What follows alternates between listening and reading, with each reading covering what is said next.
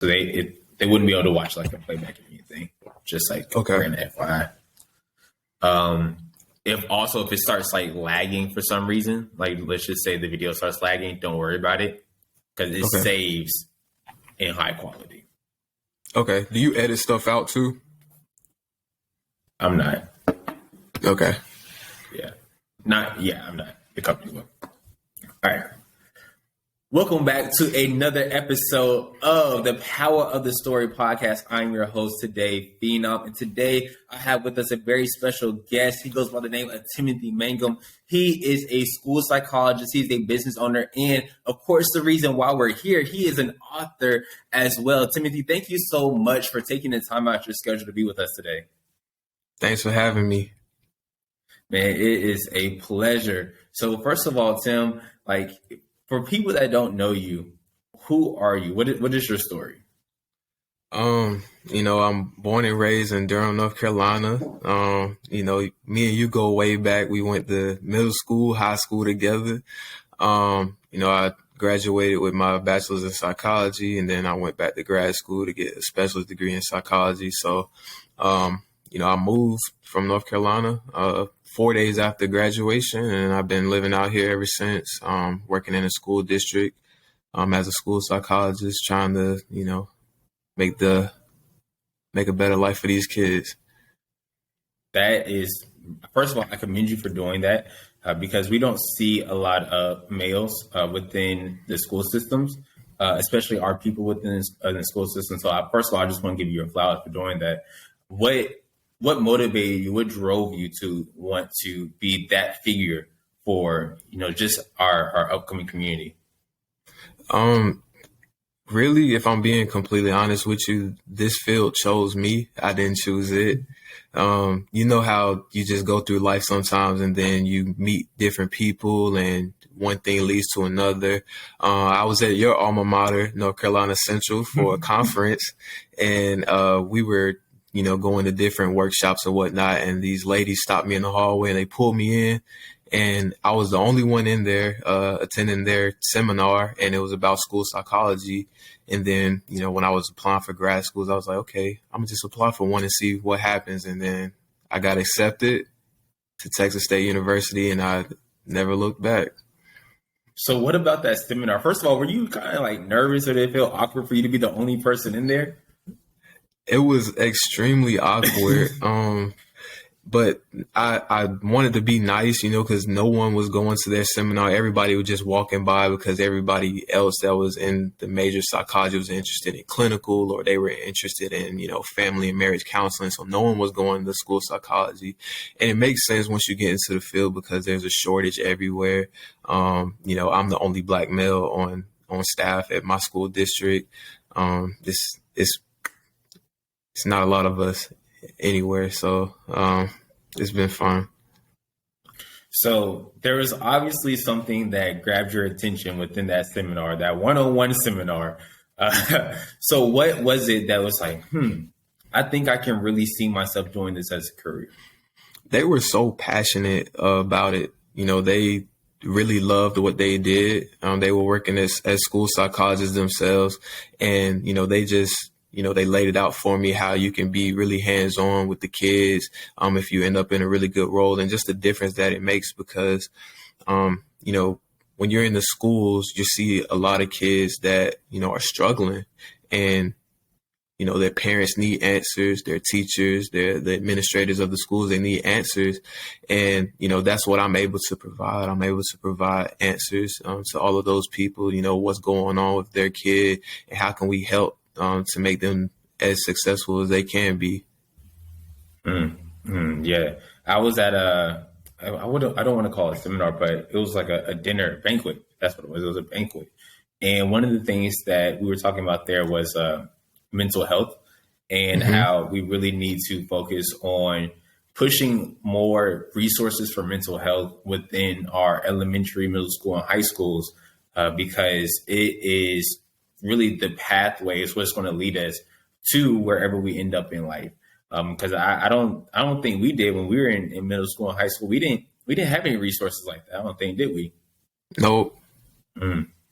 How much does it mean to you to be able to give back to the kids that are in school now for something that you didn't have back when we were in school? It means everything, man, because, they're the generation that's going to be driving the world forward for, the next 20 or so years. And, you know how it was when we were in school. It'd be things that, teachers would say to you and you hold on to it forever. So if you can be someone in these kids' lives where you're saying things and they remember it and it's something positive and it pushes them to chase their dreams later on down the line, I mean, that it's so rewarding, man. It means everything to me. Now, I'm pretty sure the path to be able to get there where you are right now hasn't been simple, especially with you being like an outlier within your staff, and pretty sure, like you said, that's common. So what are some of the challenges that you've had to experience and overcome along that pathway? It's been a lot. The racial barrier, for one. In undergrad, I was the only Black male in all of my psychology classes. Once I got to grad school, it was the same thing all over again. So, I've kind of been on this journey on my own, in a sense, in the professional space. Of course, I have to support my friends and family, but it's been a lonely journey because there's not many people that I can talk to about it, and they'll be able to relate to it, So that's been a really huge hurdle for me. And then, on the personal side as well, there's been a lot of things that's happened, along the path that were setbacks, and I had to overcome those as well. So those times that, you felt like you were on an island by yourself and it's just like, it's really tough. What did you have any techniques? What type of coping mechanisms? Like, for anybody else that's listening to this right now that may be going through something similar that you're going through, may not even be the same career field, but they just feel that same way. Do you have any tips or what helps you that may be able to benefit them? I feel like a lot of, what goes on with you mentally, it can be helped with the company that you keep. I'm a strong believer of, the company that you keep, is a reflection of yourself. So, I keep a lot of strong and good people around me, people that, provide me with reassurance. I lean on my dad a lot, he's that strong male figure in my life that I've always been able to lean on when I needed somebody.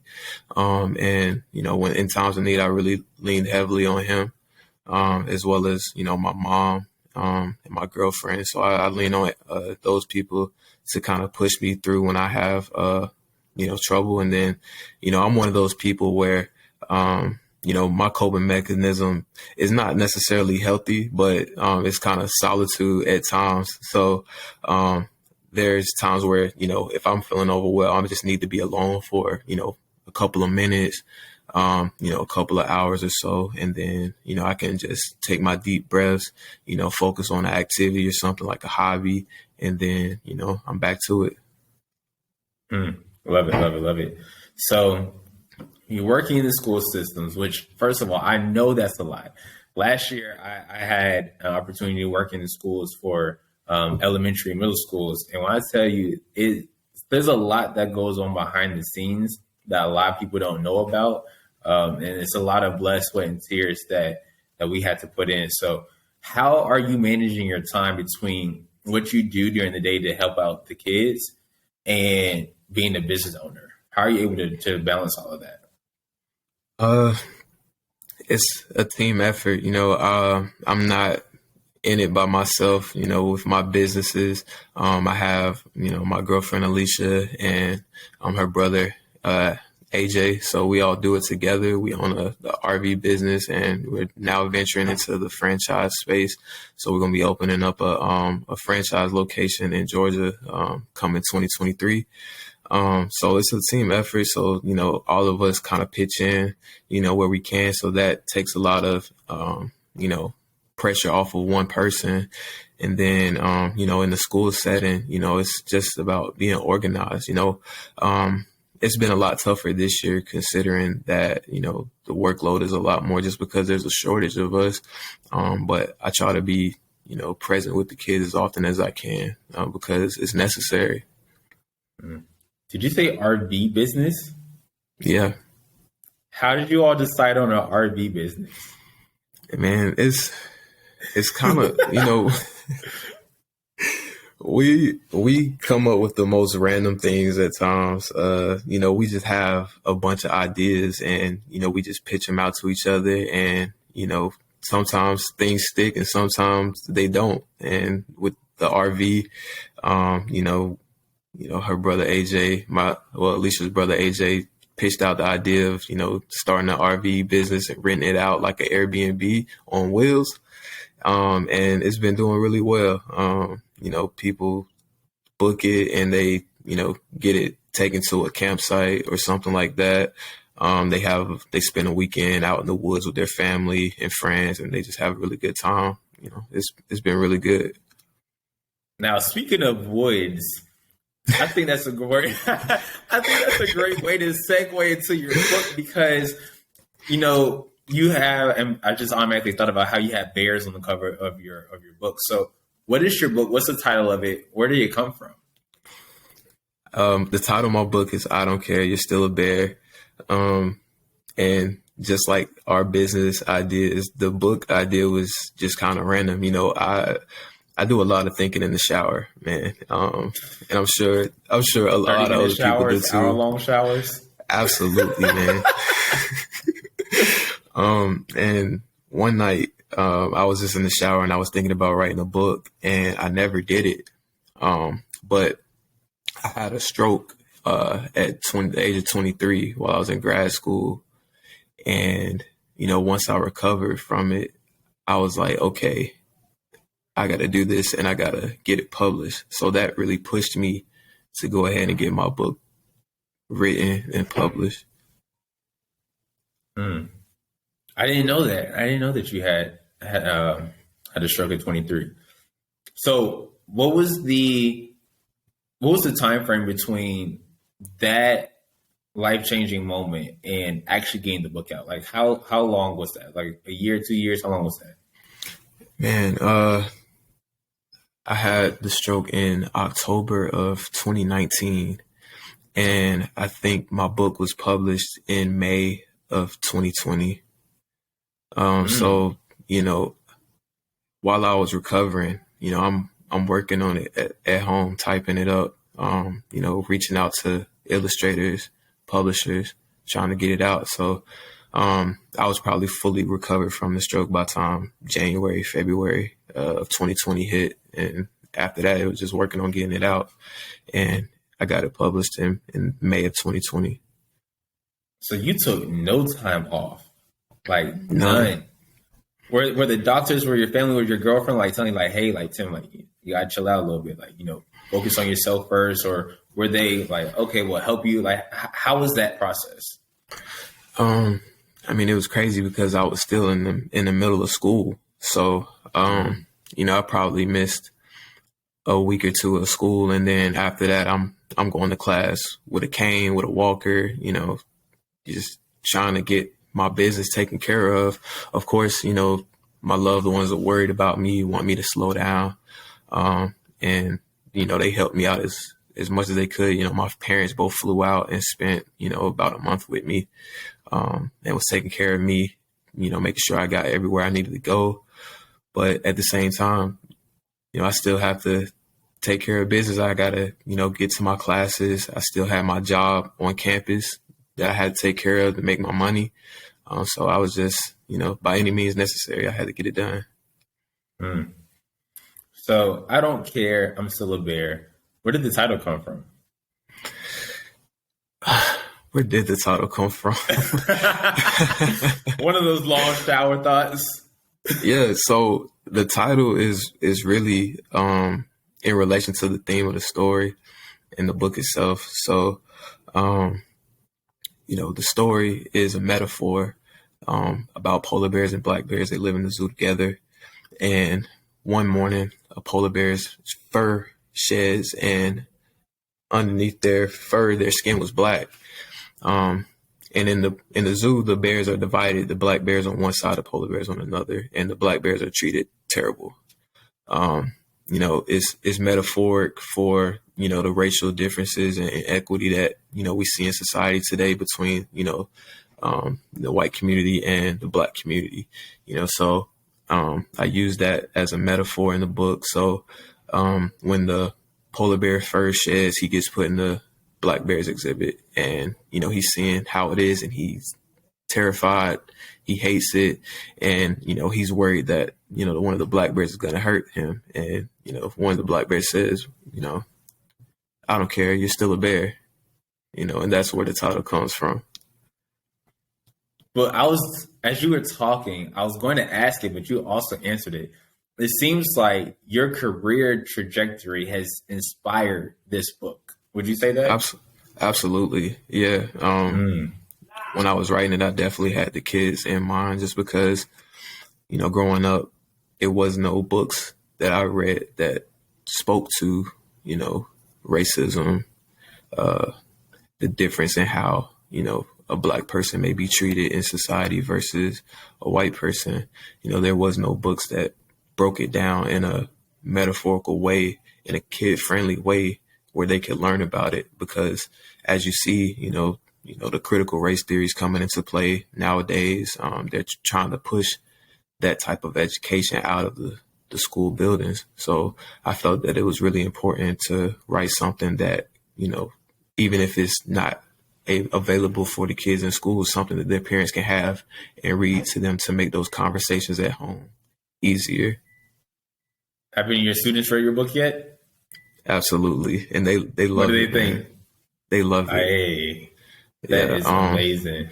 Last year I had a kid that I was working with. He asked me to read it to him every single day. Oh man. Yeah. Oh man. That has to be fulfilling. It's like, that's one of those moments where you're just like, yeah, this is what I was supposed to be doing. I can see what you mean by earlier when you said that the career, it chose you, not you chose it. Because as you continue to progress in your career and you grow, you're having more things that stem from the career choosing you, your book now. And now if it never chose you and never had the chance to just pour into, the kids' lives, that's amazing. So how many days did you read to him? Was it 2 weeks, a month? Man, I lost count. Oh man. So you're pouring into these kids' lives all day, every day, but who is pouring back into you? Like, who inspires you? Who has made Timothy? It's a collection of people, man. The kids inspire me for sure, because a lot of the kids that I work with are at risk, children. They're in the system. They come from troubled homes. So, if they can go through what they're going through and still come to school and have a good day, that tells me that I can, handle what's going on in my life, and I can get through my day. All the company that I keep, all my friends and associates, they inspire me. You inspire me. I always see how you're doing big things, and, you're so successful, and, I consider you to be a friend, and, that you inspire me from afar. One of my closest friends, his name is Adeleke. I met him. He's my real estate agent. He helped us buy my first house. And, as I've gotten closer to him, hearing his story, he's inspired me. My friends, Daquan Gentry, Carlton Malik Evans, Bobby Burton, all of them inspire me. My mom, my dad, everybody, they just inspire me so much, man, because everybody that I hang around is just, working really hard every single day to make ends meet and to provide for their families and be successful. Speaking of which, I saw Bobby like a week and a half ago. We ran into each other at a chicken wing spot. That's hilarious that you bring him up. So it's like one of those things where when we were in elementary school, it says it takes a village to raise a child. But I don't think a lot of people realize, even as we grow up and we get, in our 20s, 30s, 40s, whatever it may be, it's still a village raising us. Like, there's nothing that we can necessarily do on our own. It's the collective. So what is like the most important like life lesson that you've learned throughout your journey thus far? It's a couple, man. One is you gotta control what you can control. You know, a lot of, you know, being in psychology, you see how a lot of people just stress all the time.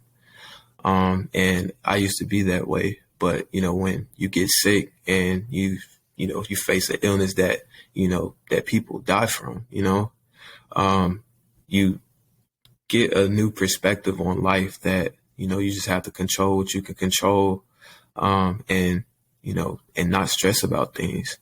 You know, one of the things that writing my book taught me, is that to be kind to everybody. You know, it seems like something so simple, but it's really not. You know, if kindness, small acts of kindness just go a long way, you know, whether it's holding the door for somebody, you know, giving someone a compliment, all those things go a long way. And you'll come across somebody that you thought you were just, you know, being yourself, and you know, they come back and tell you years later that, you know, something small that you said to them, you know, really made their day or inspired them or something like that. So that's really huge to me. And then also, you know, just live life to the fullest, man. You know, you gotta take chances, take risks, because, you know, that's what it's all about. It's about the journey. It's about making memories with the people that you're on your journey with, and, you know, just having fun. Life is supposed to be fun. It's not supposed to be serious all the time, you know. So just enjoying life a whole lot more, because I've been guilty of, you know, hitting all these goals and accomplishments, and, you know, I'm not sitting back and, you know, cherishing in all those moments, but you have to, because it comes and goes so fast. Are you the type of person that it's like when you accomplish something, you're immediately like, what's next? Yes, all the time. And it's terrible. The same way. I got to get out of it, man, because, you know, it'll be something that's huge, and, you know, all the people, like all your fans and all your friends and family are making a huge deal about it. And then you're like, I'm like, it's whatever, you know, but it's really a big deal, man. Like, you know, when we went to, we had to go to Atlanta, Georgia to like sign papers for our franchise, whatever. And, you know, like, how many people can say they own a franchise, you know, like, right. But I'm just acting like it's nothing. Like I'm telling my mom and my dad and my family, they're like, oh my God, it's such a big deal. And I'm like, yeah, but I gotta, like, you know, I should be in tears over it. Like, cause, you know, I wrote that down as one of my goals at the beginning of this year, you know, to own a franchise, and it came to fruition. So it should be something that should be like overwhelming for me. Like, but it's something I got to work on, man, because, you know, you get caught up in what's next so much sometimes that you don't stay present in what you're doing at that moment in time. Have you ever seen that? I think it's a Diddy meme where he's on the phone and he closes a deal. He's like, slams it. He's like, I can do anything I want. I got it. I need it. What's next? I need to know what's next. I want it. It's mine. That's how you be feeling? Oh, yeah. Yeah. I can relate to you on that. When I did my TEDx talk, it was my first time I had ever spoken on a stage before, and it was a TEDx talk. Mm-hmm. And literally the second that I stepped off the stage, I was like, any of y'all got feedback for me how I can do better? Because I want to do another one. Like, I was already thinking, like, I'm going to do another one. And I hadn't even left the establishment yet. Like, so I can feel you on that. So what have you been doing in terms of making sure that you're enjoying the moment or your accomplishment, you're celebrating wins? How have you been able to be more intentional with celebrating the small or large wins that you have? Just being aware of it, really, you know. It's been something I've been trying to work on more. And, I'll just sit back and just kind of like reflect. I'll take, 30 minutes, an hour, here and there. And whenever I start to think about it, really, I'll just sit back and start to reflect on things and, be grateful and realize how blessed I really am. Mm-hmm. I love that. I love that. So, leaving the audience with just one piece of advice with everything that you learned thus far with your journey, because it definitely sounds as if, you've had to overcome not just mental, but also physical barriers as well to get to where you are. And you're still pushing, you're still inspiring, you're still pouring to other people. What is one piece of advice you would leave with the audience today? No matter what you're going through, there's always light at the end of the tunnel. It may not seem like it at, any given moment in time, but if you just keep pushing, keep working hard, things will always get better no matter what. Love that. Keep pushing. Almost remind me of the Carolina Panthers, keep pounding. Man, I don't want to talk about the Panthers right now, man. They got me depressed. Yeah, man. All right. I always say it's tough being a North Carolina fan. It's tough being a Hornets fan. It's tough being a Panthers fan. But hey, oh yeah, we'll get there one day. But tell the audience, how can they find you? How can they support you? My Instagram is Tim_man10. I don't post a lot on there, but I post a lot of updates on my stories. And when I do have updates, I post on there. I'll definitely be posting about the grand opening of the restaurant when that comes up. If you want to come down, bro, I'll definitely slide you that information. And then if you want to find my book, you can go on Amazon and just type in "I Don't Care, You're Still a Bear," and it'll be right there, available, paper, hardback, and ebook.